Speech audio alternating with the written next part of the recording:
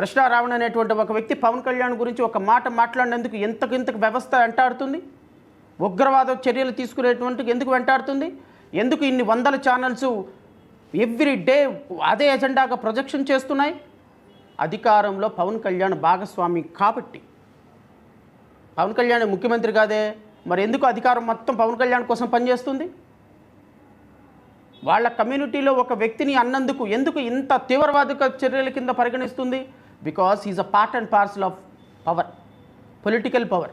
ఆ పొలిటికల్ పవర్లో part and parcel కావాలనేది నా ధ్యేయం. What is wrong? నేను రాజకీయ పార్టీ పెట్టుకున్నదే అందుకే.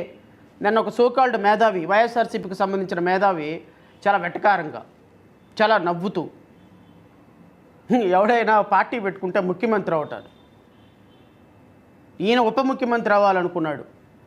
ఏంటి, వాట్ ఈజ్ రాంగ్ సార్?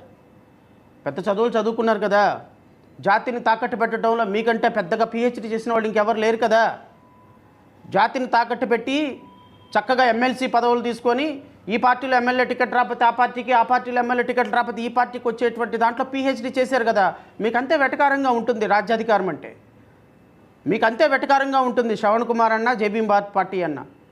మీకు అంతే వెటకారంగా ఉంటుంది. మీ పార్టీలో చేరితే ముఖ్యమంత్రి ఉప ముఖ్యమంత్రి అవుతారంట. 5 ఉన్నారంట మాకు ఇంకా ఇప్పటికే ఉప ముఖ్యమంత్రులు. శ్రవణ్ కుమార్ పార్టీలో ఉప ముఖ్యమంత్రి అవ్వాలంటే పార్టీలో చేరాలి కదా అంట. మరి జనసేన పవన్ కళ్యాణ్ ఏ పార్టీలో చేరాడని ఉప ముఖ్యమంత్రి అయ్యాడు? అంటే ఉప ముఖ్యమంత్రులు అవ్వాలంటే పార్టీలో చేరాలా?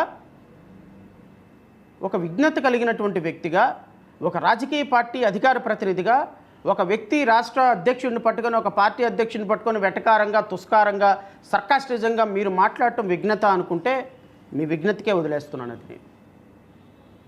ఎస్, మా జనంలో కష్టాల్లో, బాధల్లో ఉన్నారు. సప్రెస్డ్ పీపుల్ ఉన్నారు.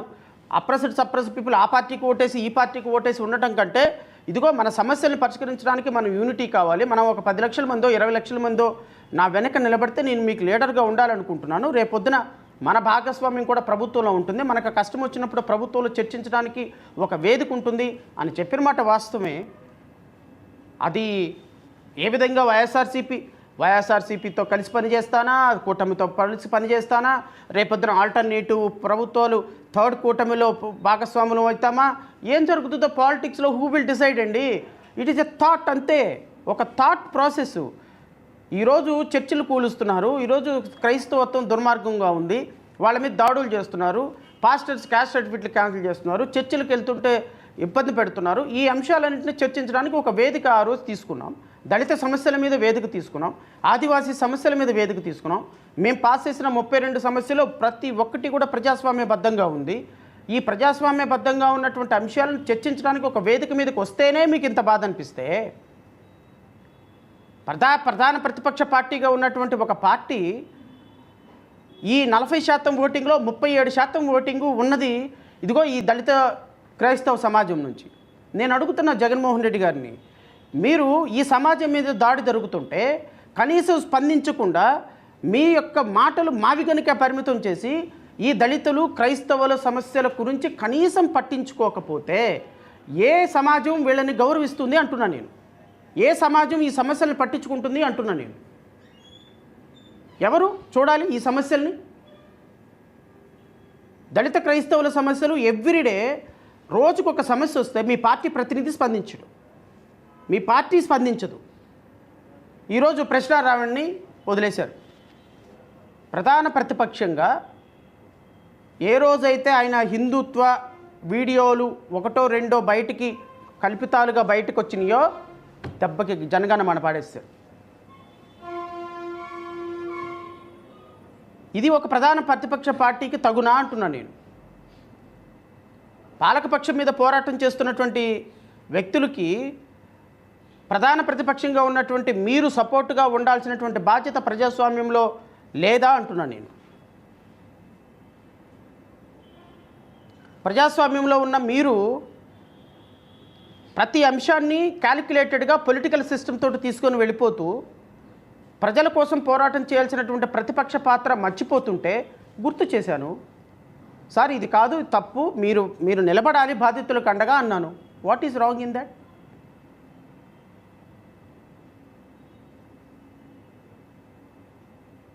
కాడు వదిలేశారు. ఏదైనా మీకు రాజకీయంగా లబ్ధి చేకూరితేనే కార్డు తీసుకుంటారు. రేపొద్దున మాలాంటి వాళ్ళం ప్రతిపక్షాలు అందరం కూడా ఒక స్ట్రాంగ్ మెసేజ్ ఇవ్వకపోతే ప్రభుత్వానికి, సప్రెస్డ్ పీపుల్కి ఒక స్ట్రాంగ్ మెసేజ్ ఇవ్వకపోతే, వాళ్ళ మీద జరుగుతున్న దారుణాలకి మేమందరం ఉన్నాము మీ వెనక అని మాజీ ముఖ్యమంత్రి గారు జగన్మోహన్ రెడ్డి గారు భరోసా ఇవ్వకపోతే ఈ ప్రజలకి నమ్మకం ఎలా వస్తుంది? ఈ ప్రభుత్వం మీద ఫైట్ చేస్తే మాకు పలానా వ్యక్తి ఉన్నాడు అని నమ్మకం ఎలా వస్తుంది? ఆ బాధ్యత పెద్దన్న పాత్ర పోషించి మీరు ఇవ్వాలి కదా అంటున్నా నేను. ప్రతిదీ రాజకీయం క్యాలిక్యులేషన్ చేసుకుంటే నిజంగా ప్రజా సమస్యలు ఈరోజు ఒక వ్యక్తి మొదటి కేసు పెట్టారు, ఆ రోజు తీవ్రవాది కాదు. రెండో కేసు పెట్టారు, తీవ్రవాది కాదు. మూడో కేసు పెట్టారు, టెర్రరిస్ట్ కాదు. నాలుగో కేసు పెట్టారు, ఉగ్రవాదంతో లింక్ లేదు. ఇక లాభం లేదు, తప్పదు అని తీసుకొచ్చి ఐదో కేసు పెట్టారు. ఐదో కేసు ఉగ్రవాదంతో పెట్టారు. క్లియర్గా తెలియటం లేదా ప్రధాన ప్రతిపక్ష నాయకులకి? ఈ విధంగా ఫిక్స్ చేయటం. 5 సంవత్సరాలు ముఖ్యమంత్రిగా అనుభవించారే పదవి. 5 సంవత్సరాలు మీ ప్రభుత్వంలో ఉన్నటువంటి 100 మంది మంత్రులు, ఎమ్మెల్యేలు, ముఖ్యమంత్రులు మా ఉప ముఖ్యమంత్రులు అయ్యారే. దళితులు, క్రైస్తవులు ఓట్లు దీపాలు ఆర్పేసి వేయించుకున్నారే. ఏమైంది? ఈరోజు ప్రభుత్వం మీద విరుచుకుపడుతుంటే, కూటమి ప్రభుత్వం విరుచుకుపడుతుంటే, దళితులు, క్రైస్తవులు, ఆదివాసీలు అల్లల్లాడిపోతుంటే, గ్రామాల్లో దళిత క్రైస్తవుల మీద దాడులు జరుగుతుంటే, గ్రామాల్లో మండలాల్లో ఆదివాసీల మీద దాస్తులు జరుగుతుంటే, ఆదివాసీల యొక్క న్యాచురల్ రిసోర్సెస్ ప్రభుత్వాలు దోచుకుంటుంటే, మాట్లాడితే ఊపా చట్టాలు పెడుతుంటే, మాట్లాడితే తీవ్రవాద కార్యక్రమాలు చేస్తుంటే, మీరు ప్రధాన ప్రతిపక్ష పార్టీగా మీ నాయకులు మీరు వాళ్ళని సమర్థించకపోగా, వాళ్ళ కోసం నిలబడకపోగా, నిలబడిన మాలాంటి వాళ్ళందరి మీద వెటకారంగా నవ్వుతూ, వెటకారంగా సర్కాసిజంగా మాట్లాడుతుంటే, ఇంకా రేపొద్దున మాలాంటి వాళ్ళకి రేపొద్దున ప్రభుత్వం మీద ఫెరోషియస్గా ఫైట్ చేయాలి అంటే మా వెనక సంఘాలు ఉన్నాయి, మా వెనక ప్రతిపక్ష పార్టీలు ఉన్నాయి, మా వెనక స్ట్రాంగ్గా ఉన్నటువంటి 40% ఓటింగ్ ఉన్న వైఎస్ఆర్ కాంగ్రెస్ పార్టీ లాంటి 10 పార్టీలు ఉన్నాయని ఎలా మేము ముందుకెళ్ళగలుగుతాము? మీరేదో మాకేదో సపోర్ట్ చేస్తారని కాదు, ఇది ఒకళ్ళకి ఒకళ్ళు సపోర్ట్గా అండగా చెయ్యి పట్టుకొని నిలబడాల్సిన సందర్భం కదా. ప్రభుత్వానికి వ్యతిరేకంగా పోరాటం చేస్తున్నటువంటి వ్యక్తులకి అందరం కూడా మేము ఉన్నాము ప్రజాస్వామ్యాన్ని రిస్టోర్ చేయడానికి అని రావాల్సిన సందర్భంలో పారిపోతే, కాడి వదిలేస్తే ప్రజలు ఎవరిని నమ్మి ఓటేయాలి రేపొద్దున? దళిత క్రైస్తవుల ఓట్లు మీకు వద్దు కదా?